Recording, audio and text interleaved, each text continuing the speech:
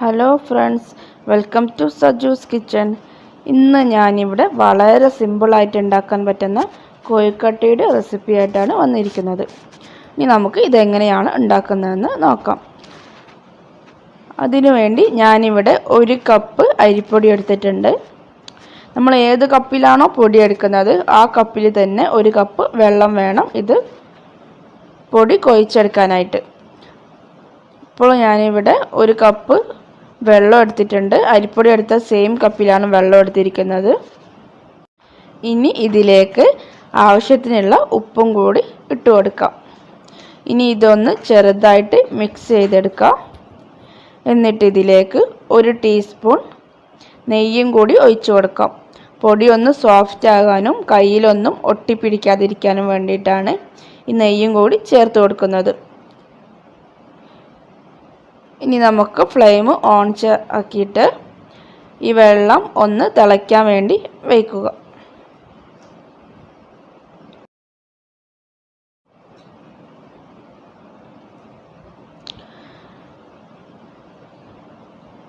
വെള്ളം ഇപ്പോൾ ഇവിടെ തിളച്ച് വന്നിട്ടുണ്ട്. ഇനി നമുക്ക് ഇതിലേക്ക് നമ്മൾ നേരത്തെ എടുത്ത് വച്ചിരുന്ന പൊടി ഇട്ട് കൊടുക്കാം.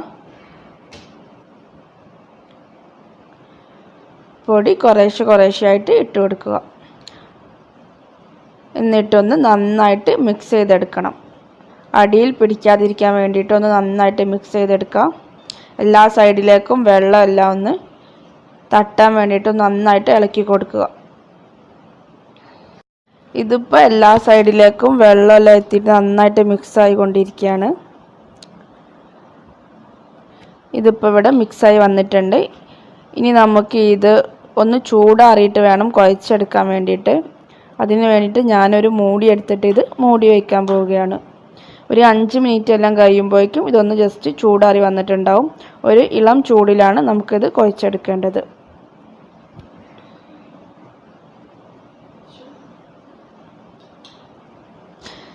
ഇതിപ്പോൾ ഇവിടെ ചൂടാറി വന്നിട്ടുണ്ട്. ഇനി നമുക്കിതൊന്ന് നന്നായിട്ട് കുഴച്ചെടുക്കാം. എല്ലാ സൈഡിലെയും പൊടികളെല്ലാം ഒന്ന് നന്നായിട്ട് ജോയിൻ ചെയ്തിട്ട് നന്നായിട്ട് കുഴച്ചെടുക്കുക.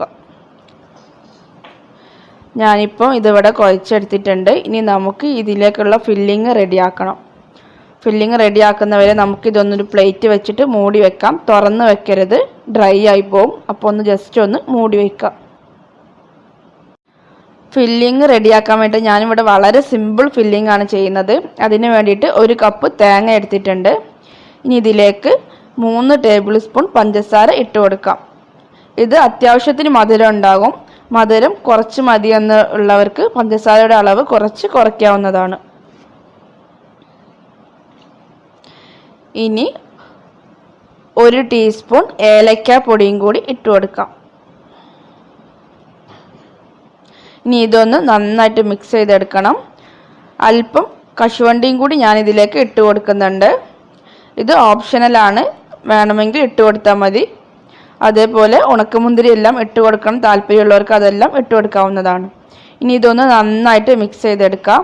ലോ ഫ്ലെയിമിൽ ഇട്ടിട്ട് വേണം ഇതൊന്ന് മിക്സ് ചെയ്തെടുക്കാനായിട്ട്. ഈ പഞ്ചസാര ഒന്ന് നന്നായിട്ട് ഉരുകിയിട്ട് വരണം. ലോ ഫ്ലെയിമിൽ ഇട്ടിട്ട് തന്നെ ചെയ്യുക. ഫ്ലെയിം കൂടിക്കഴിഞ്ഞാൽ ഇത് ഡ്രൈ ആയി പോകും. അപ്പോൾ ലോ ഫ്ലെയിമിൽ ഇട്ട് ഒന്ന് നന്നായിട്ട് മിക്സ് ചെയ്തെടുക്കുക. പഞ്ചസാര എല്ലാം ഉരുകി ഇത് നന്നായിട്ട് മിക്സായി വന്നിട്ടുണ്ട്. ഇതിപ്പോൾ ഓൾമോസ്റ്റ് റെഡി ആയിട്ടുണ്ട്. ഇനി നമുക്ക് ഫ്ലെയിം ഓഫ് ചെയ്യാം. ഇതൊന്ന് ജസ്റ്റ് ചൂടാറിയിട്ട് നമുക്കിത് ഫില്ല് ചെയ്തിട്ട് കോഴിക്കട്ട തയ്യാറാക്കാം.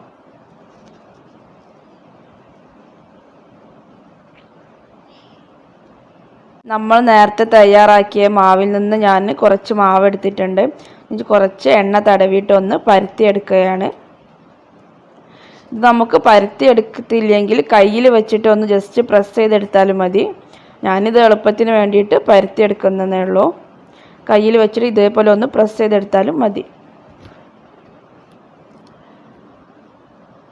ഞാനിവിടെ അത്യാവശ്യം വലിപ്പത്തിലാണ് ഉണ്ടാക്കുന്നത്. കുറച്ചുകൂടി ചെറുത് വേണമെന്നുള്ളവർക്ക് അതേപോലെ ചെയ്യാവുന്നതാണ്. ഇനി നമുക്ക് ഇതിലേക്ക് ഫില്ലിങ് വെച്ച് കൊടുക്കാം. എത്രയാണ് വേണ്ടതെന്ന് വെച്ചാൽ അതിനനുസരിച്ച് ഫില്ലിങ് വെച്ച് കൊടുക്കുക. ഇനി ഇതൊന്ന് കയ്യിൽ വെച്ചിട്ട് നന്നായിട്ട് ഉരുട്ടിയെടുക്കണം. എല്ലാ സൈഡും ജോയിൻ ചെയ്തിട്ടൊന്ന് നന്നായിട്ട് ഉരുട്ടിയിട്ട് കോഴിക്കട്ടയുടെ രൂപത്തിൽ ആക്കിയെടുക്കുക.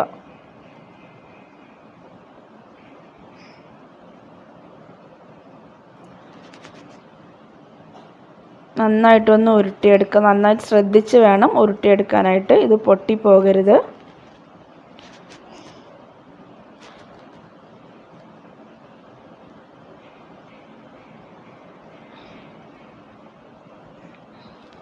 അപ്പോൾ ഇവിടെ ഒരു കോഴിക്കട്ടയുടെ ഇത് റെഡി ആയിട്ടുണ്ട്, കണ്ടില്ലേ?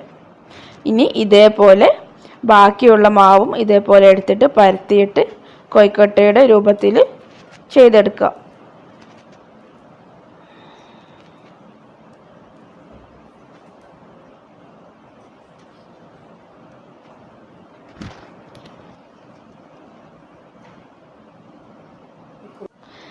എല്ലാ കോഴിക്കട്ടയും ഞാനിവിടെ റെഡിയാക്കി എടുത്തിട്ടുണ്ട്. ഇനി നമുക്കിതൊന്ന് വേവിച്ചെടുക്കണം. ഇത് ആവിയിലാണ് വേവിക്കുന്നത്. അതിനു വേണ്ടി ഞാനൊരു പാത്രത്തിൽ വെള്ളം വെച്ചിട്ട് സ്റ്റീമറിൻ്റെ തട്ട് അതിലേക്ക് ഇറക്കി വെച്ചിട്ടുണ്ട്. അതിലൂടെ ആവിയെല്ലാം വരാൻ തുടങ്ങിയിട്ടുണ്ട്. ഇനി നമുക്ക് കോഴിക്കട്ട ഓരോന്നായിട്ട് ഇതിലേക്ക് ഇറക്കി വെച്ച് കൊടുക്കാം.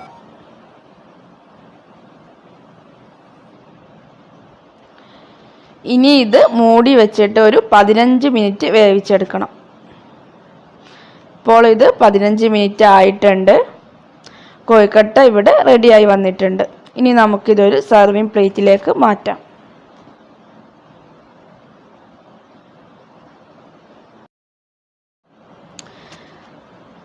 നമ്മുടെ കോഴിക്കട്ട ഇവിടെ റെഡിയായി വന്നിട്ടുണ്ട്. ഇത് കഴിക്കാനായിട്ട് നല്ല ടേസ്റ്റാണ്. കുട്ടികൾക്കൊക്കെ ഭയങ്കരമായിട്ട് ഇഷ്ടപ്പെടും. അപ്പോൾ എല്ലാവർക്കും ഈ വീഡിയോ ഇഷ്ടപ്പെട്ടെന്ന് കരുതുന്നു. കൂടുതൽ വീഡിയോകൾക്കായി എൻ്റെ ചാനൽ സബ്സ്ക്രൈബ് ചെയ്യാത്തവരൊക്കെ ഒന്ന് സബ്സ്ക്രൈബ് ചെയ്തേക്കുക. ആ താഴെ കാണുന്ന റെഡ് ബട്ടൺ ഒന്ന് പ്രസ് ചെയ്യുക. Thank you.